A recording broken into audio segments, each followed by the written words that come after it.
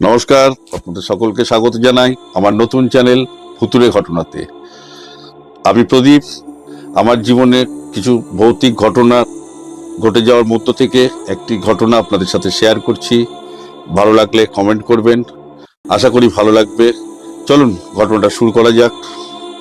প্রথমে আমি বলতে চাই, বাড়ির ডেসক্রিপশনটা আপনাদের দিই। বহরমপুরের এক জমিদার বাড়িতে আমরা থাকতাম। তখন খুব ছোট্ট, তখন হয়তো ক্লাস 9 কি 8-এ পড়ি। তা আমার কিছু বন্ধু বান্ধব ছিল, আমাদের সব বিকেল বেলাতে আমরা প্রত্যেকদিন ফুটবল খেলতে যেতাম। তো শীতের সন্ধে, প্রতি সন্ধে হয়ে যায়, সন্ধে হয়ে এসছে। তো আমরা বাড়ি ফিরছি, তো কিছু বন্ধু বাইরে তারা চলে গেল। আর যা আমাদের যে বন্ধু দুটো আমার বাড়িতে থাকতো, তারা দোতলায় থাকতো। একজনের নাম প্রহ্লাদ আর একজনের নাম শিবশঙ্কর।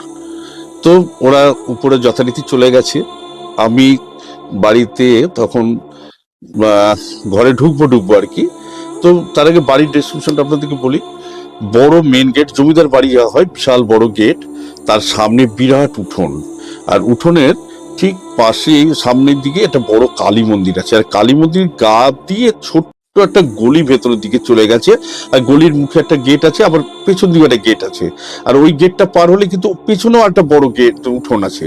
আর উঠোনের পাশ দিয়ে সিঁড়ি দোতলা উঠে গেছে উপরে উঠবার জন্য। তো আমি যথারীতি ওই যাচ্ছি, ঘরে উঠবো, তারপরে হঠাৎ করে বাঁদিকে ওই গলিটার দিকে তাকালাম।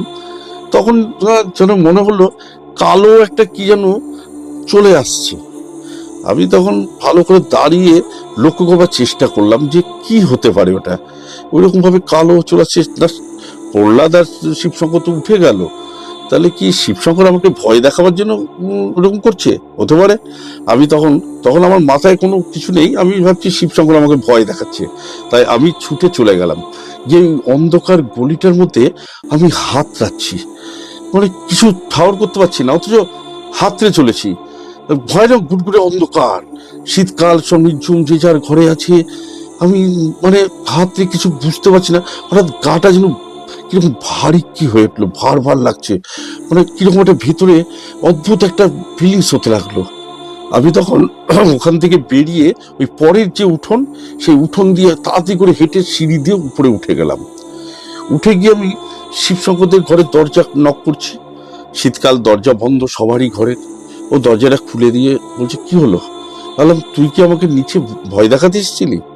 বললো, না তো, আমি তো এসে এখানে মুড়ি চা খাচ্ছি, আমি তো টিফিন করছি। তখন ওর দিদা ছিল। দিদা বহু আগেকার দিনের জমিদার বাড়ির বউ, ভদ্রমহিলা, খুব সুন্দর দেখতে, লম্বা টম্বা, বসে আছেন। আমাকে বললো, কি হয়েছে রে? আমি বললাম যে, দিদা, আমি এরকম ঘরে যাচ্ছিলাম, আর হঠাৎ করে এই এই ওই গলি দিয়ে এরকম একটা কালো ছায়া কিরকম চলে আসলো।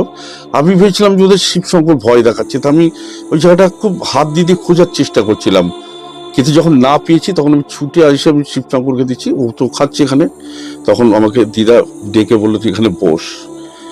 শোন, তোরা নতুন এসেছিস তো এই বাড়িতে, এই বাড়িতে অনেক কিছু ঘটনা ঘটে আছে, তোকে একটু বলে দিই, তোরা নতুন।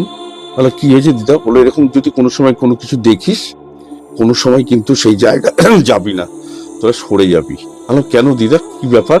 বললো, না, এই বাড়িটা তো জমিদার আমলের বাড়ি, অনেক কিছু ঘটনা আছে যেগুলো ভৌতিক ঘটনা। তোরা এখানে আছিস যখন, দেখবি রাত্রিবেলাতে অনেক কিছু শুনতে পাবি, আওয়াজ পাবি, অনেক কিছু।